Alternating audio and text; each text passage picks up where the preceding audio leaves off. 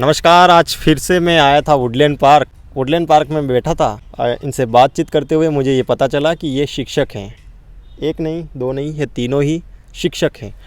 और बात करी तो ये भी पता चला कि ये किन परिस्थितियों से निकल कर आए हैं, इन्होंने तैयारी कैसे करी, और इनकी कहानियों को सुनकर मेरा मन किया कि आप तक भी इनकी कहानी पहुंचाई जाए।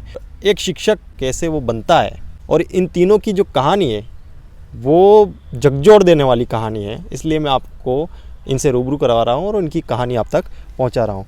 क्या नाम है आपका? मैं आपको सर धन्यवाद देना चाहूँगा कि आप हमारा इंटरव्यू ले रहे हैं और एक समाज के सामने दिखा रहे हैं, और इससे जो भी मैसेज जाएगा युवाओं के लिए उनको बहुत कुछ सीखने को मिलेगा, प्रेरणा मिलेगी कि वो भी हमारी तरह हैं और जीवन में कुछ आगे निकल सकते हैं और कुछ कर सकते हैं समाज के लिए। तो सबसे पहले मेरा नाम राधेश्याम मीणा है, मेरा गांव पारखंदा है, पोस्ट चंदेरा है और तहसील दलोट, जिला प्रतापगढ़ है। चलिए, टीचर तो आप बन चुके हैं। कौन से ग्रेड के टीचर हैं आप? मैं 3rd ग्रेड का टीचर हूं और लेवल 1 और मेरी पोस्टिंग है PS भैंसों की नाल, PO लुआरखाली और ब्लॉक दलोट। अच्छा, क्या पढ़ाई करी? एजुकेशन क्या है आपकी? एजुकेशन मेरी पहली से लगाकर 12th तक सरकारी स्कूल में ही हुई है, और 12th के बाद जस्ट मैंने STC की तैयारी की और STC में सिलेक्शन हो गया, जहां मेरा STC में नंबर आया था Mansarovar Jaipur, Saint Wilfred TT college था।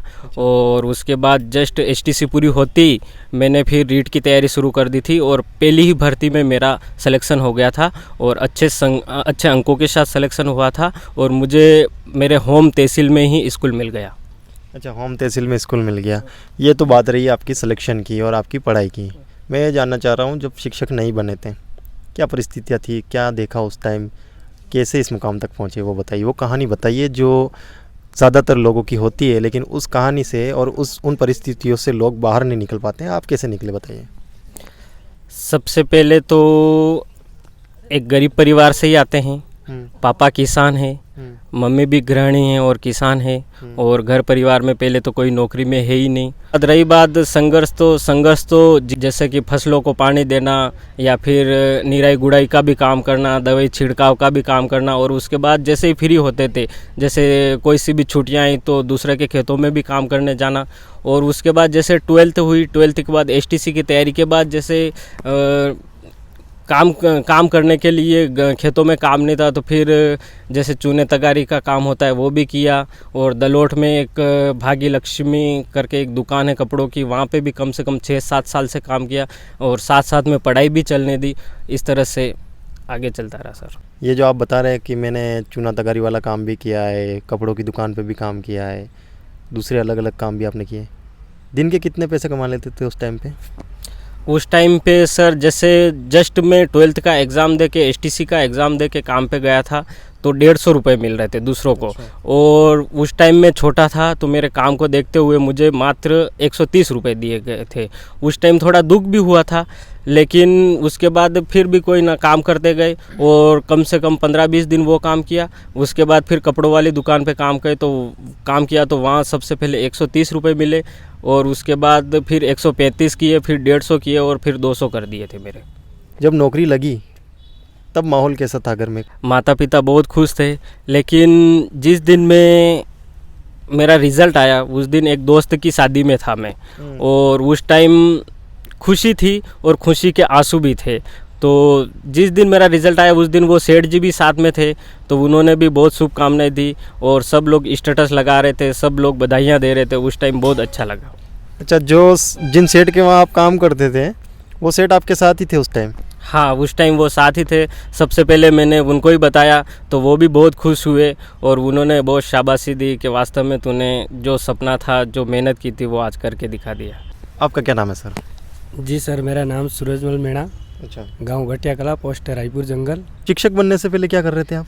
शिक्षक बनने से पहले मैं मजदूरी कर रहा था। अच्छा, पैसे की ज़रूरत तो होती है। चित्तौड़ गया, अजमेर भी मैंने जब 12th में ही मेरा जैसा ही सिलेक्शन हो गया था, तो नागौर जहाँ मेरी STC वाला सेंटर मिला, वहीं मैंने तैयारी भी की और मजदूरी भी की अजमेर में। क्या मजदूरी करते थे अजमेर? मैं छत भरने जाता था सर। छत बनने जाते थे? Yes sir. कितने पैसे मिलते थे? उस समय सर 350 रुपये, और अच्छे काम कर लेते हैं तो 400 रुपये देते थे।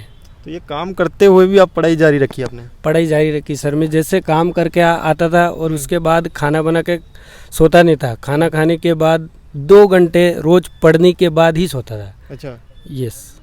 इसके अलावा घर में कौन कौन है, क्या करते हैं माता पिता? घर में मेरे पिताजी हैं, वो किसान हैं, मदर गृहिणी हैं। और मेरे पिताजी ने बोला था कि जब यहाँ पढ़ाई नहीं करनी हो तो घर से बाहर ही निकल जा। अच्छा। तो मैंने 7वीं से, घर से मेरा विद्यालय 10 किलोमीटर था, 7वीं से मैंने 12वीं तक पढ़ाई की और उसमें यही सोच लिया था कि मुझे किसी न किसी प्रकार एक दिन तो करके ही बताऊंगा। अच्छा। यूँ करके मैंने ठाना और तैयारी की और गांव का पहला व्यक्ति में जो नौकरी में आया। उसके बाद आप गांव के पहले व्यक्ति हो पहला व्यक्ति हूँ मैं जो कि नौकरी कर रहा है? नौकरी कर रहा हूँ। अच्छा। हाँ। उसके बाद फिर जैसे ही सिलेक्शन हुआ तो पूरे ग्राम पंचायत वाले लोग भी खुश हुए और उसके बाद धीरे धीरे और भी लोग तैयारी कर रहे और उसके बाद कई लोगों ने एसटीसी भी की मुझे देख के। अच्छा, तो सपना शिक्षक बनना ही था या कोई और नौकरी भी मिलती तो करते आप? मेरा सपना शिक्षक बनना ही था। बच्चों को पढ़ाना? बच्चों को पढ़ाना और उनको एजुकेशन के माध्यम से आगे बढ़ाना। अच्छा। आगे की क्या प्लानिंग चल रही है? आगे की प्लानिंग मेरे सर फर्स्ट ग्रेड की बन रही। फर्स्ट ग्रेड बनना है आपको? Yes sir. अच्छा, तो उसके लिए तैयारी चल रही है अभी? यस सर, चल रही है। 2 घंटे डेली चल रही है। अभी भी 2 घंटे कंटिन्यू कर रहे हैं? प्रतिदिन कर रहा हूँ। अच्छा, मतलब पढ़ा के आते हैं उसके बाद शाम को 2 घंटे आप अभी भी पढ़ाई कर रहे हैं? पढ़ाई कर रहा हूँ मैं 2 घंटे। अच्छा, मुझे ये बताइए, जैसे कि आपने तो दोनों ज़िंदगियाँ जी है, Yes. एक मजदूर वाली भी और एक शिक्षक वाली भी। यस। शिक्षक का सम्मान होता है वो हमको पता है, लेकिन एक मजदूर से शिक्षक बनने की कहानी जो आप मुझे बता रहे हैं, मुझे ये बताइए कि क्या परिवर्तन महसूस कर पा रहे हैं अब लोगों के व्यवहार में और उस टाइम के व्यवहार में? जब मैं शिक्षक नहीं था उस समय तो कोई रुकता भी नहीं, बात भी नहीं कर रहा था कि क्या करेगा यूँ, कुछ नहीं है। नहीं, उसके बाद जैसे ही मैं शिक्षक बना, आज जहाँ भी जाता हूँ मान सम्मान अच्छा मिलता है तो दिल भी खुश करता है कि हाँ। अच्छा, जो लोग तैयारी कर रहे हैं, बच्चे तैयारी कर रहे हैं, बहुत सारे बच्चे ऐसे हैं जो निराश हो जाते हैं, जैसे कि आपको देख रहा हूँ कि आप मजदूरी करते हुए भी पढ़ाई करी है, तो उन लोगों से क्या संदेश देना चाहते हैं कि किस तरीके से वो इन चीज़ों से बाहर निकल कर एक अच्छे पद पर जा सकते हैं? उनको लगातार निराश नहीं होना चाहिए, मेहनत करनी चाहिए। अच्छा। जब एक बार सफल नहीं हुए तो दोबारा करो, दोबारा नहीं हुए तो तीसरी बार करो, एक दिन तो अवश्य सफल होंगे। अच्छा। मैंने यही सोचा था, मैं एक बार नहीं 4 बार भी होऊंगा लेकिन सफल होऊंगा, लेकिन एक बार में ही मैं सफल हो गया। अच्छा, घर वाले कैसा महसूस कर रहे हैं, कैसा माहौल है घर में अब अच्छा माहौल है। पहले तो ये बोल दिया था ना कि घर से बाहर निकल घर से बाहर निकल जाइए, घर पे रहना ही नहीं। अच्छा। यानी 7वीं से ही बोल दिया था कि पढ़ाई नहीं करेगा तो घर छोड़ दे, घर पे ही मत आ। शादी हो गई आपकी? शादी हो गई सर। अच्छा, नहीं तो अब तो घर वाले खुश है कि हाँ जो बोला था वो कर दिया? हाँ, अब खुश है, घर वाले भी खुश हैं, गांव वाले भी हैं और पूरी ग्राम पंचायत खुश है रायपुर जंगल। अच्छा। मेरा नाम मदन लाल मीणा है। मदन लाल जी, कहाँ के रहने वाले हैं आप? गांव सिंगाड़ू खेड़ा, ग्राम पंचायत रायपुर जंगल, अच्छा। तहसील तलोट, जिला प्रतापगढ़। आपकी कहाँ पोस्टिंग है अभी? राजकीय प्राथमिक विद्यालय पाटियाखोरा, पाटियाखोरा में। पियोर लोअर खाली। अच्छा, क्या करते थे आप शिक्षक बनने से पहले?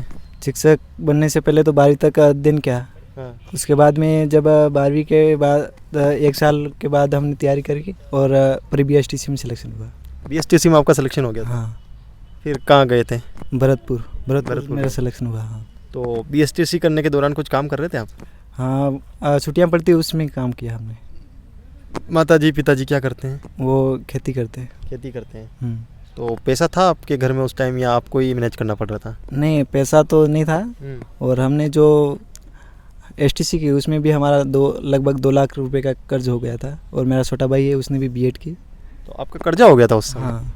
तो फिर उस टाइम डर नहीं लग रहा था कि अगर नौकरी नहीं लगूंगा तो ये कर्जा कहाँ से उतारूंगा या कुछ ऐसा मन में आया नहीं कभी? नहीं, आता तो था यही, फिर हमको तैयारी करते थे उस समय भी यही सताता रहता था। मतलब दिमाग में एक चीज़ रहती थी कि मुझे मतलब करना ही है। हाँ। अगर नहीं करूँगा तो क्या होगा? हाँ। अच्छा, एक चीज़ और होती है, एग्ज़ाम देते टाइम लगभग बच्चों के मन में एक डर होता है, मतलब जो तैयारी इसीलिए कर रहे होते हैं कि मेरे को बनना ही बनना है, उनके दिमाग में एक चीज़ आती है कि मैं नहीं हो पाऊँगा सेलेक्ट तो क्या करूँगा। उस टाइम रोना भी आता है, डर भी लगता है, घबराहट भी होती है, एग्ज़ाम देने के टाइम बहुत सारी चीज़ें होती हैं। ऐसे आपके साथ हुई कुछ?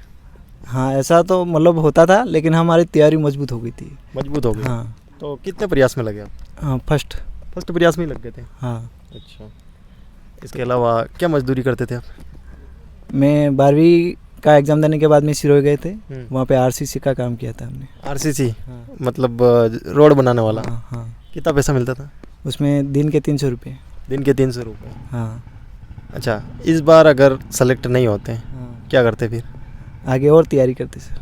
काम करते हुए? हाँ शादी हो गई आपकी? हाँ, शादी हो गई। अच्छा, आपसे भी पूछना चाहूँगा, आपने क्या महसूस किया एक शिक्षक बनने के बाद? पहले जो ज़िंदगी आप जी रहे थे उससे तो खैर अलग ज़िंदगी अब हो गई है, लेकिन कैसा महसूस कर पा रहे हैं? और बच्चों को, जो लड़के अभी भी तैयारी कर रहे हैं और ज़िंदगी में कहीं ना कहीं निराश हो गए हैं कि शायद नहीं होगा या क्या होगा आगे, आप जिन परिस्थितियों से निकले हैं उन परिस्थितियों से कई लोग नहीं निकल पाते हैं, क्या संदेश देना चाहते हैं? संदेश ये है सर कि अगर आदमी अगर लगातार अगर प्रयास करे तो सक्सेस हो जाता है। हो जाता है। हाँ, तो ये कहानी थी 3 शिक्षकों की, और कहानी ही नहीं, एक संदेश कि अगर कोशिश करते रहेंगे तो सफलता तो एक दिन मिलनी है, सफलता कहीं जाएगी नहीं। लेकिन जिन परिस्थितियों से ये लोग निकले हैं उन परिस्थितियों से बहुत सारे लोग नहीं निकल पाते हैं, उनके लिए भी ये संदेश है कि लगातार आप अपनी तैयारी मजबूत करते रहिए, एक दिन सफलता ज़रूर मिलेगी।